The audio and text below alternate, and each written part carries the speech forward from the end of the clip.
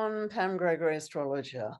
I'm going to be speaking to you today about the second half of October and the lunar eclipse that we have coming up in Taurus on the 28th. Now, I am recording this video very early. That's partly because of my own personal work commitments, but it's also partly because this eclipse month is just so huge. So I wanted you to be very aware of the energies going right through the month.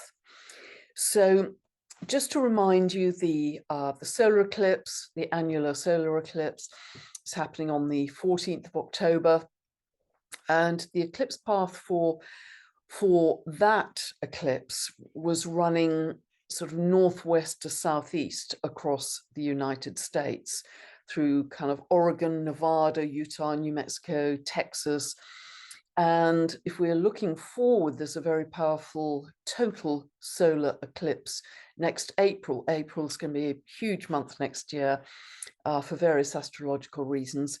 That is going to be running from the northeast to the southwest. So it's like a cross, if you like, going across America. And I believe the crossing point is round about Texas. So this feels like a kind of pressure cooker for the US and putting more emphasis, more focus on the US at the same time as the US has its Pluto return, which I've talked about a great deal, for exact to the degree for the final time this year, although that process clearly will roll on all through next year and possibly beyond.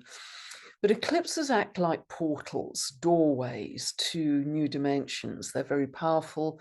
They very often bring surprises, a little bit like Uranus transits. They often bring wild card opportunities, shocks, surprises, and the changes are usually permanent. So they're a big deal, particularly if they aspect anything in your chart.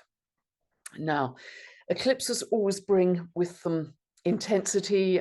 We've used that word so often in the last 3.5 years, but again, this is another peak moment because the solstices, equinoxes, and eclipses act as peak energy moments, if you like. So from the 12th of October till the 24th of November, we have Mars moving into its ancient sign of rulership, Scorpio. It's very comfortable in Scorpio. So it's moving out of Libra, where it's had to be quite diplomatic, quite strategic, not loud, into Scorpio, where it's kind of unleashed. It will be like a laser beam.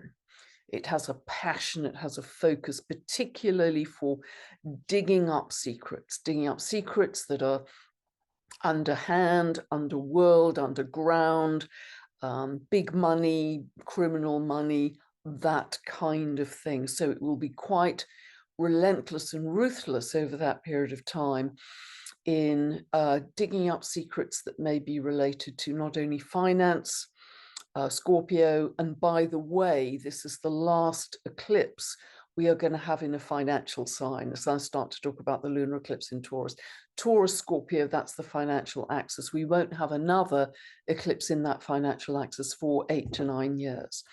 So this is why this is important too. So it may be digging up Mars and Scorpio, maybe digging up secrets about big money, hidden money, criminal money, long repressed secrets.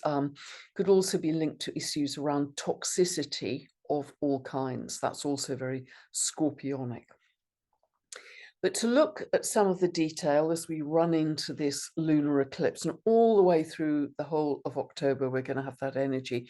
And remember, with eclipses, you feel the energy up to a month before and up to 6 months later, generally, or certainly the consequences of the eclipses up to 6 months later. So on the 18th of the month, we have the Sun and Mercury in Libra opposing Eris. Now, Eris, because it has a 560-year cycle, is in Aries for a very long time. And remember, the symbolism of Aries is all about warrior, sister of Mars, feisty street fighter, will not give in any kind of compromise. She is absolutely unrelenting, a little bit like Mars in Scorpio is unrelenting in getting to the truth, getting to justice and moving towards a fairer society. So Eris has some great stuff going for her. But the Sun and Mercury in Libra opposing Eris may make people realize, if they've been at all compliant or people-pleasing, either personally or in a larger social context, you know, they didn't want to rock the boat, they wanted to go along with the system, that they may be realizing that may not have served them perfectly. There's that kind of feeling. And Eris brings with her a feeling of more people want more freedom of expression, more freedom of action. They just want to be freer to live who they are in a state of authenticity. So that's round about the 18th. And very soon after that, 20th, 21st, Mercury and the Sun are both square to Pluto. So this is bringing up issues again of power. Yet again, Pluto is so heavily aspected this year.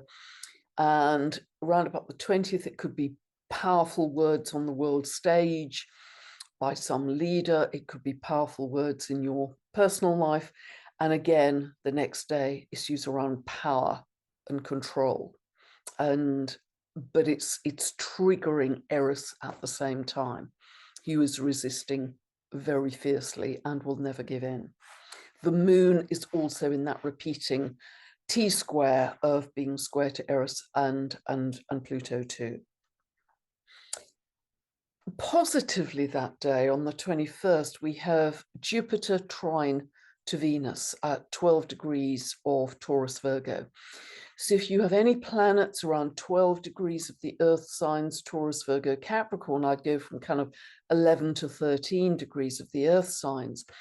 You may, around that day, see some success or some recognition or even some abundance coming in for you, something you've earned. There's a sense of expansion, which is very positive and could relieve some of these more intense energies. On the 23rd, and we're well into this lunar eclipse energy at this point, we have Pluto in a hard aspect to Venus. Pluto sesquiquadrate Venus. And this is at the same time that we have the moon square to Uranus in Taurus.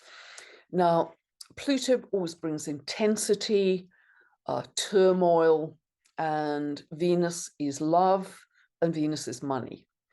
So it could well be that, particularly if Venus is moving through your 5th house or your 7th house, or through the financial houses, 2nd house, 8th house, and if you don't know what I'm talking about, you can download a free birth chart from my website, go to the link below and get a 2-part video series that will take you from zero to teach you. They're not personal birth chart analysis, they're teaching videos to teach you how to find these points in your chart and therefore make much more sense of these updates I do for you regularly. So there could be emotional turmoil at this time. There could be in relationship, there could be financial turmoil. And that because of this lunar eclipse being in Taurus and 3 planets in Scorpio, as we'll see in a moment, both financial signs, and as I said, it's the last sign for 8-9 years in that financial axis. It could well bring up, because October is the historic time for stock market volatility. I understand already in the US there's a lot of volatility around bonds, treasury bonds, US bonds. We may see that. And the moon square to Uranus in Taurus, Taurus ruled by Venus, banking, currencies, stock markets, money. So we will see what unfolds. It's very interesting that if I look at the chart for the stock market crash, that has its midheaven at 29 of Capricorn, and that's exactly where Pluto is moving on to, of course, in the next few months. On the 26th, we have Mars sesquiquadrate Neptune. And this can be wonderful if you're involved in any kind of spiritual practice, you know, yoga, qigong, tai chi, that kind of thing. But if you're following specific goals or ambitions with Mars, you may feel that they dissolve a little bit, or you just lose enthusiasm, or they seem less interesting or less compelling. You just kind of lose it, really, lose that point of focus. But it is excellent for spiritual practice, excellent for meditation as well, actually. So then we have the lunar eclipse on the 28th. And I'm going to show you the chart in a moment. This is at 5 degrees and 9 minutes of Taurus. And this happens at 1:23 p.m. Pacific and 9:23 p.m. UK time. Now we have 6 planets in fixed signs here, a lot of fixity. So that suggests great determination that we have at this time, but also a lot of us kind of digging in our heels around our views, and particularly around our belief systems, which are very highlighted at this time, which we'll see. So just before I show the chart, I just wanted to share with you, first of all, the eclipse path for this lunar eclipse. It's quite different from the solar eclipse, and it's very broad geography, actually. So this covers, it's a partial lunar eclipse, and it covers Europe, Asia, Australia, Africa, the east, mainly the eastern side of North and South America, Pacific, Atlantic, Indian, Arctic and Antarctic areas. So that's very broad. But if we look at the astrocartography, and that's different, that isn't the eclipse path, that means where at the moment of the lunar eclipse, where planets become angular, on an angle, like ascendant, descendant, midheaven, IC, and that's more specific. So at this lunar eclipse, the lunar eclipse is angular on the midheaven, in fact, running through Vancouver, Canada. And because it's on the midheaven, that may say something about, pivotal change, because lunar eclipses are about endings and beginnings, pivotal change in the leadership or the government of that country. It's also angular, skimming northeastern Brazil. And at the time of the lunar eclipse, we have Uranus at the base of the chart, the IC, which is the land. Now, Uranus is a very eruptive energy, as you probably know by now. If you listen to my videos, a very, earthquakey, volcanic kind of energy. And it needn't necessarily be the land. It could be, political, financial, etc. But that's running really straight up through California, vertically, Nevada, Idaho, skimming kind of eastern Washington state and up into Canada. And that's Uranus on the IC, the land. The lunar eclipse in a different geography is also angular straight through central Australia. And in that geography, Pluto is on the IC, on the land. So that could suggest some great transformation happening for Australia. It's straight through central Australia. The eclipse also runs on the midheaven, again suggesting some kind of possible change in leadership or government, straight through Russia, Iran, and Saudi Arabia. Pluto is also on the IC, running through Japan as well.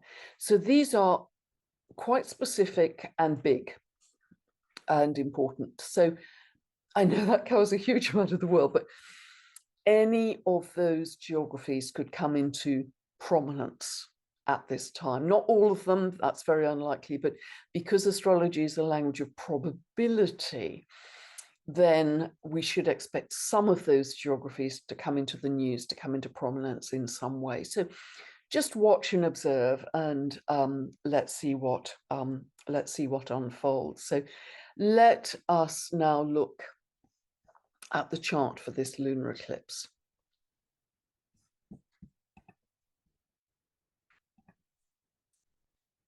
So lunar eclipses are like big full moons. So this is very much the peak of the moon cycle. So see where 5 degrees of Taurus falls in your chart, where the moon is. The sun and moon are always opposite each other at a big full moon, of any full moon, in fact. So see which house area this falls in your chart. So it usually represents some closure, completion, culmination, shining a light on something you didn't see so clearly before. It's a very big time of ending, actually, ending and release. Releasing anything. A full moon is a great time to release anything which no longer serves you, particularly when it's a really big full moon, like a lunar eclipse. So see where it falls and see that house area, what patterns, what behaviors, what, self-talking, self-narrative, you could let go. This is a very big time for clearing, and all the bigger because of everything else that, the really big context that's going on in the world. I do think this is a very volatile time financially, as I say, and that's linked to Taurus and Scorpio, but Taurus is also linked to our food supplies, our agricultural systems, food production. It's also linked on our kind of feelings of safety and security, what we need to feel safe and secure in our lives. It's about the fundamental needs, really. And to emphasize that, we have Uranus at 21 of Taurus. And if you can see this black line with a little Q here, this is 165 degrees to the sun, quindecile. Quindeciles, 165 degrees, have very tight orbs, only 2 degrees either way. But it's an aspect of upset or obsession or some kind of, turmoil in some way. And of course, that reinforces this very strong Scorpio energy, which is so emotionally intense, Sun, Mercury, and Mars, particularly Mars, as I say, because it's so driven in this its old sign of rulership. So it'll be interesting to see which house area for you it falls in, because that will give you some idea of what you're feeling intense about personally. But this is likely to produce some heated words. Mercury, Mars, it's sharp words, heated words, words in revenge, Scorpio. Speaking too quickly. That conjunction becomes exact on the 29th, but really this is a triple conjunction around, we're spatting, we're tempers, we're fierce, angry words are going to be spoken at this time, as I say, and we're likely to be feeling very emotional. We're ready to fight, almost, is the energy here, ready to fight a battle. And the battle could be, and again, I'm speaking more to 3D level here, because of course, if we're on our eagle's perch, we may not want to do that. But certainly at a 3D level, there is great potential for a fight for what you believe in. Because Mars, Jupiter, there's a Mars-Jupiter exact by degree opposition here. And Mars-Jupiter is always about belief systems, what you're ready to fight for in terms of your belief systems. So something is being uncovered, I would say, Mars-Scorpio, revealing secrets. Something's being uncovered that we are feeling very emotionally intense about, and that we are willing to fight for, because it's part of the belief system. And we may equally be fighting against other people's belief systems about what they believe. That this could produce some confrontations. And Scorpio is very complicated as a sign, whereas the other end of this full moon, this lunar eclipse, moon conjunct Jupiter, this will certainly blow up the emotion at this time. Moon is our emotion, Jupiter expands. It'll blow up, expand, magnify, amplify whatever is unfolding at this time. But also it will encourage us, because if Scorpio is intense and complicated, Taurus just wants to take us back to the simple, back to the basics, bare feet on the earth, grow your own vegetables, grow by the phases of the moon, get in touch with the natural rhythms of the earth, warmth, decompress your energy. Taurus is not only linked to nature and the earth, it's linked to our own physical body. So can you, there will be a deep urge for stillness and peace here. Deep urge to just check out for a while from all this kind of full-on emotional intensity and all that's being revealed, and just warmth. So remember these simple things you can do. Close your eyes. Drop into your breath. Baby belly breath. Imagine that the breath is just breathing you in and out through your belly, just like a baby. You're not forcing, you're not pushing. The breath is breathing you. But it's a deep belly breath. 100% focus on the breath, nothing else. Not on all the crazy drama outside. 100% focus for these few moments. You can put your worries in a box by the side. You can pick them up when you're finished. Just warmth, and just let that breath subside. Let it slow. Let it deepen. Take a pause at the end of the inhale and the exhale particularly. Just drop into that breath. That will take you to stillness very quickly. Reduce your cortisol levels with all this intensity really quickly. Or drop into the heart. Imagine that you're breathing in and out through the heart. Feel your heartbeat. Ideally have bare feet on the grass. Simple things. Or just have your back against a tree, staring at the sky, listening to birdsong. There's a big urge here for simplicity and stillness and connecting to the earth. Bare feet on the grass, weather permitting, as often as you can. And also try and get, which is what the astrology is encouraging us to do here, is have this sense of expansion, energetic expansion, Moon, Jupiter, welcoming in an expanded consciousness of love. That's what this aspect is about. Jupiter is higher consciousness. It's the planet of expansion. In Taurus, ruled by Venus, I'm welcoming in an expanded consciousness of love. And really try and feel that sense of expansion and spaciousness. Spaciousness as often as you can in your day, as well as taking a few moments out to drop into the breath.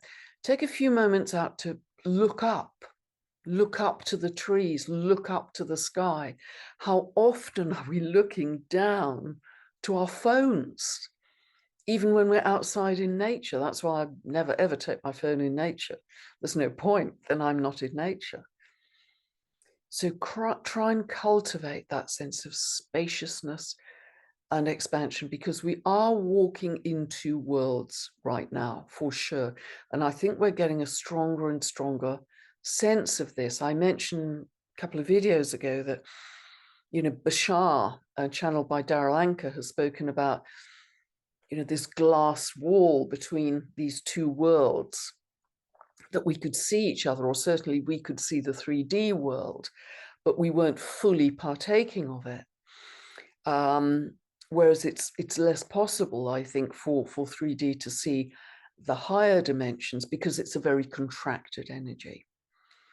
And so really, the more you can develop this sense of spaciousness and expansion by just looking up, look up to the treetops, look up to the sky. Simple stuff, but feel what's coming in, because this energy is coming in leaps and bounds, and we know it is. So the other aspect I want to talk about here is Varuna, dwarf planet Varuna. And I've talked about Varuna in the past, but just to recap, she's at 8:45 of Leo. Remember, they've all got very slow orbits. So she's in a T-square to the sun and the moon, which are at 5 of Taurus. And Varuna is the Hindu creator god of the oceans and the waters. In fact, she's really connected to all bodies of water all over the world, the whole underwater universe as well. She's said to watch over the demons of the ocean in the myth. I find that extremely interesting. She's connected to the rains and the seasons, and she also embodies vast divine power, vast divine power. She's a keeper of moral law, and she punishes those who do not honor their sacred contracts, who are liars, essentially. And this also links to the myth of Orcus, which I've talked about Orcus several times, linked to conjunct Venus here, so thrown into prominence. Orcus is the Etruscan god of the underworld, who punishes those who break their sacred oaths and spiritual law.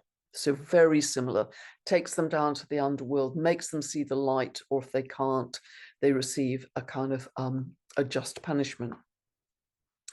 So many of these dwarf planets have a very strong moral compass for us that remind us of our relationship with the earth, our relationship with nature, this sacredness, this reverence that we must keep the earth in and not violate. And I think that speaks volumes to the transition that we're in right now. But we have 5 planets in water here. We have 3 in Scorpio, and Saturn and Neptune in Pisces. And that's why I think Varuna, as the Hindu god, a creator god of the oceans and all of the waters of the world, becomes even more important. I think water is going to become massively important, not only because of the prominence of Saturn and Neptune there. Saturn moves out of Pisces in February 26, and that's really when Neptune moves fully out of Pisces too. But we also have Sedna, whose myth is totally connected to the deep oceans. And I haven't put her on this chart, but she's just moved into Gemini. And again, when the dwarf planets change sign, they're thrown into prominence. So we have a lot about the seas and the oceans and water. Water is going to be huge moving forward. The purity of water, the toxicity of water, the structuring of water, the crystallization of water, what we can do to change water through our emotion, water being divine consciousness. Look at the work of Vade Austin, look at the work of Randy Hatton too. And I'll put those 2 videos below as well. Just a couple of other things I want to mention here. This lunar eclipse is hitting the chart of Joe Biden, President Biden. The lunar eclipse is conjunct his moon, which rules his 8th house of secrets. That's interesting. At the same time as he has transiting Saturn conjunct his south node. And that can be quite difficult, to be honest. South node is our past actions, and Saturn is always a reality check. So it's quite a tricky transit. Varuna at 8:45 of Leo is conjunct his Pluto, very tightly conjunct his natal Pluto, which rules his 12th house. When you have planets ruling the 12th house that are being aspected, it could bring up a critical health issue. 6th house is health, 12th house is critical health. Also, this lunar eclipse is squaring the ascendant of China. China's ascendant is at 5 degrees of Aquarius, so this lunar eclipse is at 5 degrees of Taurus. It's also square the moon, the people in that chart of China. The moon is at 3 degrees of Aquarius. So again, China could be brought into prominence at this time. So, and what I'd like to share with you now, I mean, we are very aware of these jumps in light level that are happening for us. We are very aware, I'll stop sharing here. We are very aware of many of us are actually feeling this sense of spaciousness and expansion. We're feeling more light in our being. I had that incredibly vivid, pin-sharp dream about seeing myself as the light body and just levitating. I mean, I'll never forget it. It was extraordinary.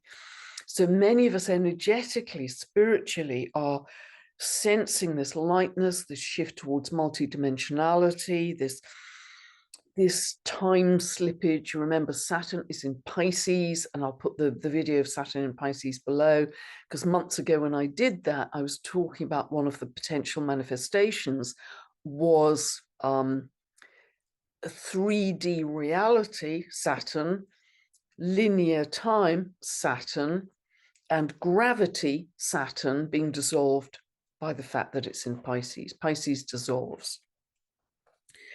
So as consciousness expands, gravity dissolves. That's just a kind of seesaw, it's a counterpoint. And when gravity dissolves, we become more light body. But it also means that anti-gravity increases too. And so we are in a process which we can feel, as I say, many of us energetically, spiritually, in our dreams, that we are going beyond time and space. We're going beyond the definition of our 3D world in which we've lived for all of our lives. And it's very clear, Saturn in Pisces, as part of this picture, that the old systems, the old world is collapsing. I mean, that's a huge message of Pluto in the last few degrees of Capricorn. I've talked about that to death over the last couple of years. Saturn in Pisces is part of that picture too. But what is exciting is I get very excited when the science starts to confirm the spirituality.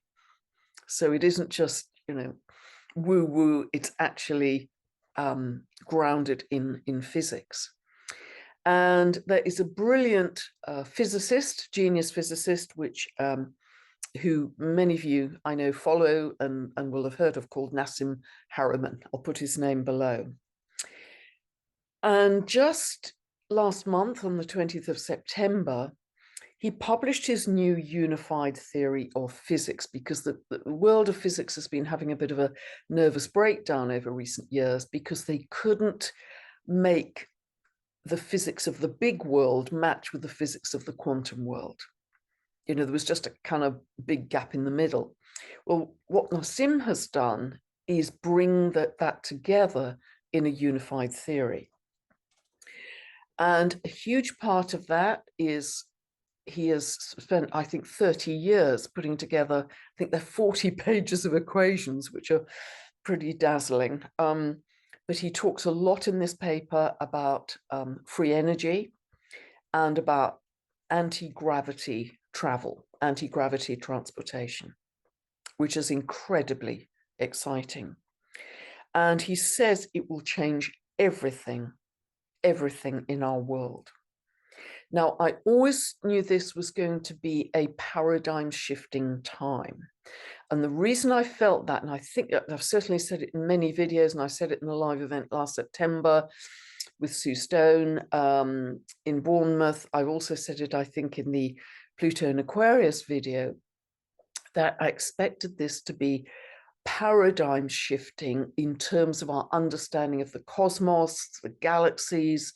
Our whole paradigm is going to shift. One of the reasons I was saying that was one of the last times Pluto was in Aquarius was in 1543, when Copernicus published his heliocentric theory, that the Earth went round the sun and not the other way around. And that was just paradigm shattering for the average bloke on the street.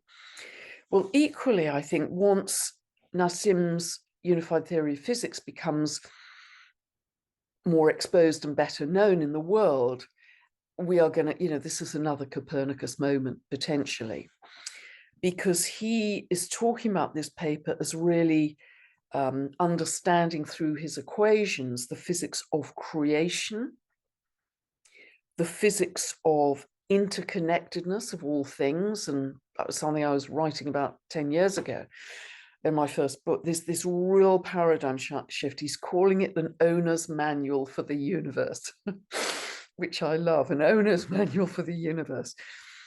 But he really is saying that this is one living consciousness. And for me, it is one living and loving consciousness that we all are all partaking of. And so his paper, I think, is just so interesting that it's coming out at this time when we are really feeling that we are walking in two worlds. And people around us may be walking in one world and we're walking in another. And more we are establishing a higher timeline of a very loving new earth.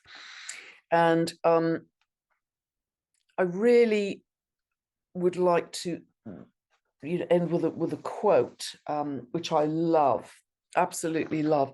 The author of this quote, I think I'm going to butcher their name. I think it's a man, Illya Prigognine.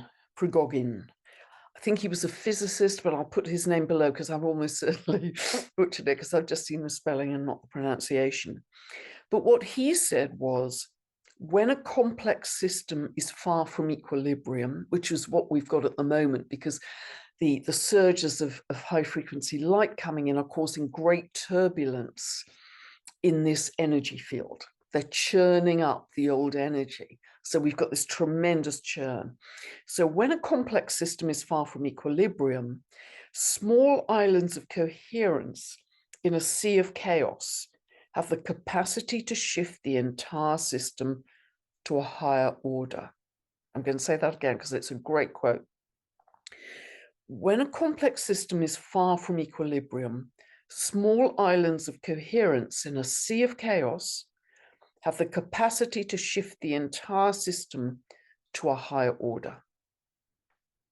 If you're listening to this video, we are establishing those small islands of coherence in a sea of chaos. If you listening to this video has helped your coherence.